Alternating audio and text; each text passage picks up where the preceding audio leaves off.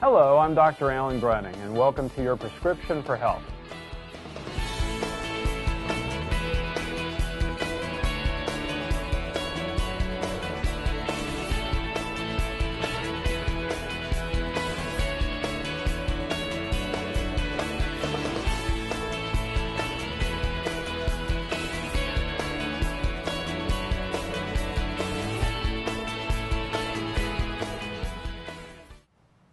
Hello, welcome to our show today. I'm Dr. Alan Gruning, and this is your Prescription for Health. And I am so excited that you're joining me today for our show. I hope that you're going to find this extremely informative and challenging. I hope that you've been following our shows over the last few weeks and have had an opportunity to see what we've been talking about, things having to do with nutrition and mental health and other things that we've been talking about that we're going to try to give you an opportunity to have a healthier lifestyle naturally. And if you haven't seen any of our past shows, you can connect with them really easily. I hope that you'll go to our website at prescriptionforhealth.tv. On there, there's information about our sponsors. There's also information down at the bottom where you can click on different things about our old shows and to be giving toward the work of Christian Health Ministries, which you'll find out about later. You can watch the opening and closing of the show. You can learn more about your spiritual health. But it's a great opportunity to learn more about me and our practice. But if you want to look at our old shows, you can go to YouTube and put my name in on YouTube if the link isn't working right. And then find my whole channel on YouTube, and all the past shows that we've done are on there, including some of my video blogs. So I hope that you'll take the opportunity to do that. You'll get a lot of great information. Today, what I wanted to do is talk about hurricane preparedness. We have just come through a time where we had Tropical Storm Isaac, and while this wasn't a big impact on Southwest Florida, it caused me to think about where we were at with our hurricane preparedness. Hopefully it caused you to think about that too. What if this was a Category 3 or 4 storm and it was coming at us and you had to have supplies to either stay at home or to take with you if you had to evacuate? What would you do? So we're going to talk about today having to have hurricane preparedness, but in a little bit different way than you've probably heard it on TV news channels. We're going to look at how to do it in a healthy way. You do not have to sacrifice your health in order to prepare for a hurricane, and so we're going to spend some time doing that. So let's see if we can look at our PowerPoint for a minute here. Hurricane preparedness. So in general, we're told to be prepared for about 3 to 7 days without power and water, depending upon the storm.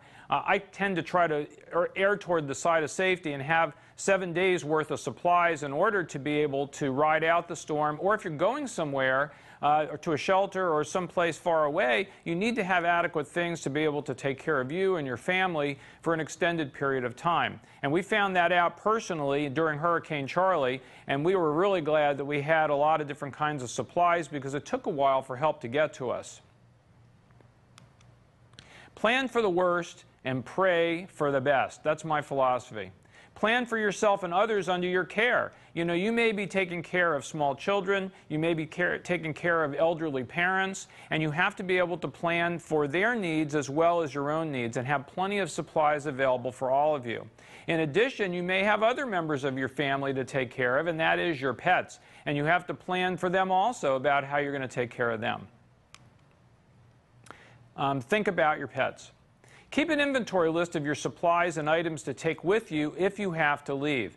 I have such an inventory list at my home where I keep my hurricane supplies, and so I've got written on there all the things that we're going to take with us. And I also put the expiration dates of some of those things so that you can rotate those supplies in and out. We'll talk about that in a moment.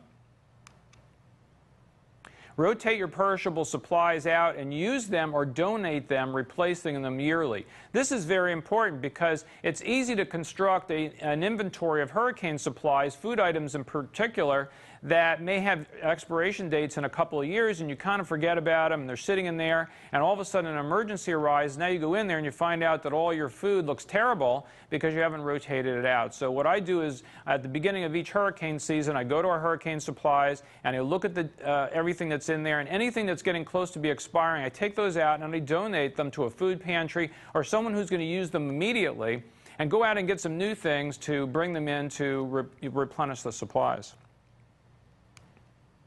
Now, what about medications and devices? You should have a list of all of your medications and at least a 2-week supply on hand. This is extremely important. I come from a background of emergency medicine, so I took care of people in the emergency department for 17 years.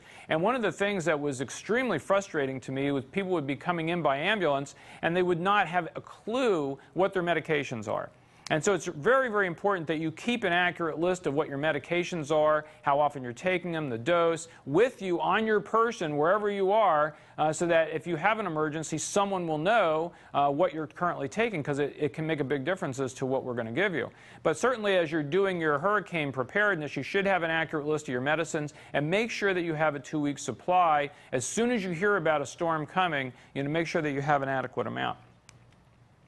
Bring any devices you need. Now, this is becoming more and more important as people have these devices. CPAP machines, which are important for obstructive sleep apnea. If you're a diabetic, have your blood glucose meter and plenty of test strips to take with you, because where you're going, they may not have that. If you're on oxygen, make sure you're bringing oxygen with you. And most of the oxygen companies will help you to prepare during a storm.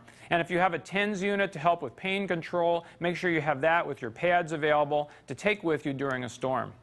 And be aware of any items that need to be refrigerated, and plan on having a small lunchbox with some ice packs.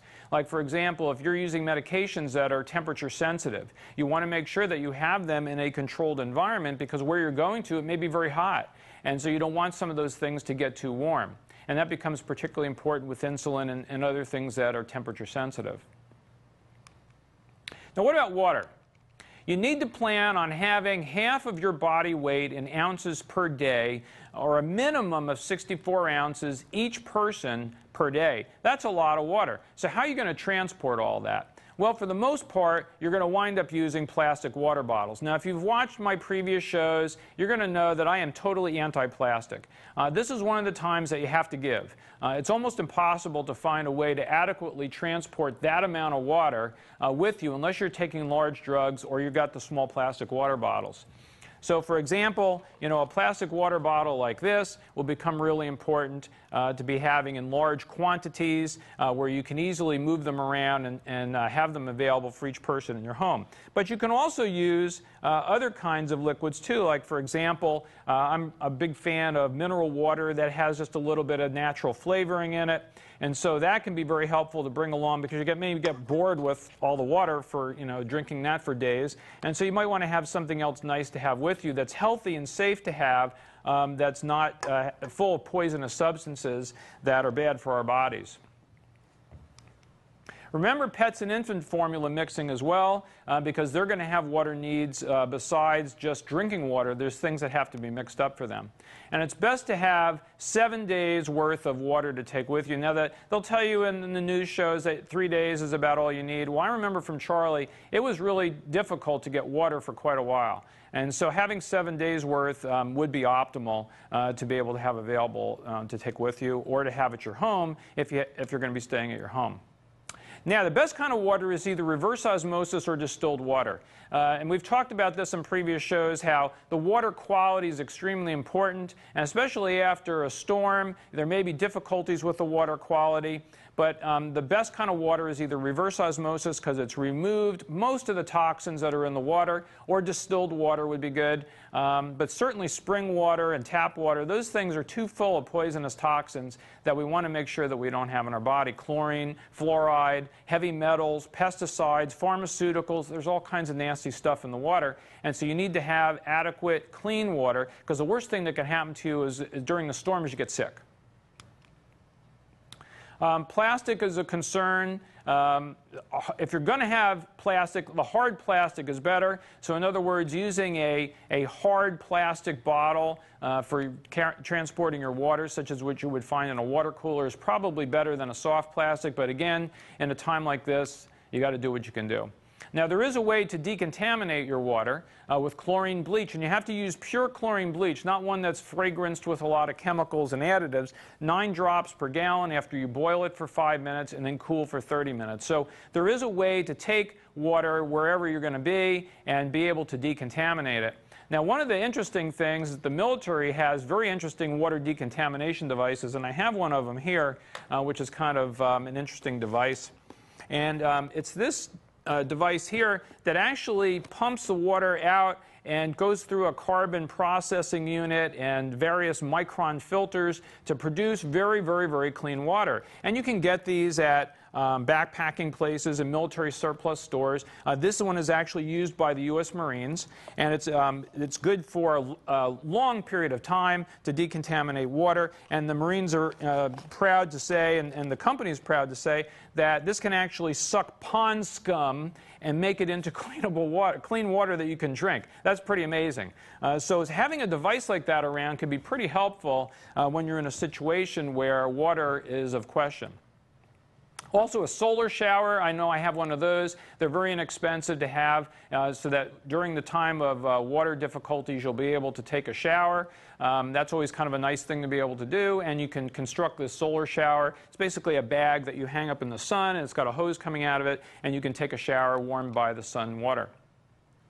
So water's a big thing. Other drinks, as we talked about, mineral water in cans. Juices. Beware, though, of fructose.